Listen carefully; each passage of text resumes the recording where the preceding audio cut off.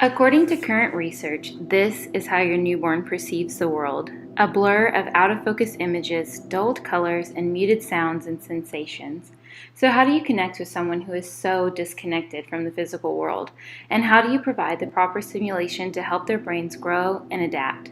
In today's video, I'm going to show you some fun and easy ways to both stimulate and connect with your 0 to 3-month-old baby. Not only do these activities encourage brain growth in your little one, they will also provide opportunities for bonding and learning about the world together. So let's hop to it and learn some ways to play with your newborn baby. One of the easiest and possibly most important ways to connect with your baby is to offer them some face time. No, not that kind. This basically means to get close to them and allow them to study your face. The latest studies show that babies begin to recognize and distinguish between faces long before they can distinguish different shapes or patterns in their environment. They can focus on parts of faces near to them, and so by allowing your baby time to study your face, not only do they familiarize themselves with you, but you begin to stimulate parts of their brain that are associated with their visual experience and their perceptual abilities. This also helps them to later be able to distinguish relevant social information like emotions. Babies as young as a few days old can begin to mimic some of your facial expressions as well. So one fun game is to get close to your baby and stick your tongue out repeatedly and slowly, and they should begin to stick their tongue out back at you as well. As they start to get a little older, you can also mimic their sounds and facial expressions back to them, and you might even get a laugh. Another important aspect of infant development is gaining spatial awareness. You can encourage this by simply allowing your child to stretch out on a blanket. Give them uninterrupted time to recognize and study their hands and the ways that their arms and legs move. This helps them to develop the neural pathways necessary for controlled movements, recognizing spatial concepts like distance, and may even play a role in their mathematical abilities later on in life. So give your baby time to stretch. Another fun way to play with your baby is to narrate your day to them. Show them different rooms in your home, talk to them about what you are doing or what they are seeing, and let them listen in on your phone calls. All of these activities have been shown to increase a child's IQ and their vocabulary range as they get older. You can also encourage development in your baby's language center by initiating in conversations where you give your child time to respond to your questions. Do you have a lot to say?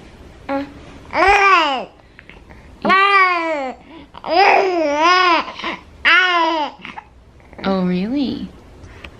Is that why you won't nap? Yeah.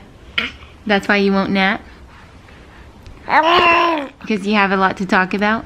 Another way to encourage communication is to begin signing with your baby. The newborn phase is an excellent time to introduce sign language for frequent activities like changing the diaper or nursing. Eros no longer cries during diaper changes because I always show him this sign first, and he now knows what to expect. Signs are amazing tools that eventually allow your child to communicate with you long before they can speak, so start practicing now.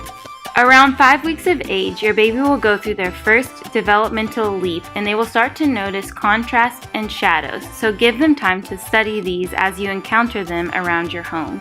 Going back to the example of the newborn vision, it's easy to see why so many newborn toys have black and white, high contrast images on them. Even with the most obscured vision, you can still pick out the high contrast image. If you don't have any black and white newborn toys laying around, you can also make your own by using a card or a piece of paper and just coloring an obscured black and white image on it, or you can print some out online. Studying these types of images encourages your baby's brain development in several areas, and they can also be used to encourage visual tracking as they are highly interesting to your newborn. Here's another high contrast game that your baby will love. Shine a flashlight on the wall in a darkened room and make shadow puppets and watch as their eyes light up. Also, around 5 or 6 weeks, your baby will begin to exhibit their first social smiles, so be sure to pull out all the stops to get your baby to laugh or smile at your antics. Around this time, your baby can also pick up on different types of music, so it's a good idea to put some on in the background and let them listen while they're stretching out, or maybe even pick up your child and go for a dance around your living room or your kitchen. They really enjoy this activity. Around 7 weeks, your baby will also start to recognize patterns, so be sure to give them lots of times to study the various patterns that you encounter throughout your day. Another skill that emerges around 7 or 8 weeks is the ability to grasp and hold on to a toy. You can encourage this behavior by offering your baby a small rattle or some of these little teething rings. They offer unique textures and they're easy and lightweight for a baby to hold on to. Also, after this mental leap, your baby will begin to clearly recognize different facial expressions. So going back to giving them lots of face time, make sure that you make some exaggerated expressions and give them time to study your face. Lastly, it's important to note that babies learn so much about their environment through their sense of touch. You can encourage this learning and growth by offering your baby a lot of unique sensory experiences throughout their day. One sensory game that my little guy loves is raising and lowering his muslin blanket over him like this. Sometimes I drop it on his belly so he can feel the different weights of the blanket, and sometimes I just brush it across his face. He thinks this game is so much fun.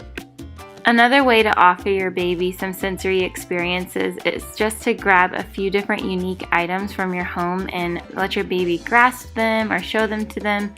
The other day I picked up a lime and Eros really loved this. I scratched the surface of it so he could smell the strong citrus scent, and he really locked in on this and kind of followed it everywhere that I moved it. Another great tool for sensory engagement are these sensory books that they make for babies. They have different fabrics or textures on the pages. This is great because not only does it give you an opportunity to read to your child, it also gives them a lot of different textures that they can experience, and it's all put together for you. Those first 3 months are filled with change. Your baby's brain will be growing at such a rapid rate. They'll be becoming more alert by the day and seem like they're literally growing in front of your eyes. And while the days are a blur of naps, feedings, and diaper changes, I hope you'll find some time to play with your baby. I also wanted to note that whenever you're playing with your child, make sure you're looking for signs that they're not overtired. So if they're sneezing or if they're looking away from you, they're yawning or closing their eyes, those are signs that they could be overstimulated or overtired and they're not really in the mood to play. Alright guys, so that about wraps it up. I hope you enjoyed this week's video on how to play with your 0 to 3 month old baby. And if you're not already, please subscribe to my channel and click that bell notification because this will be a series that goes all the way through baby's first year and I wouldn't want you to miss out on any future episodes. And until next time, adios.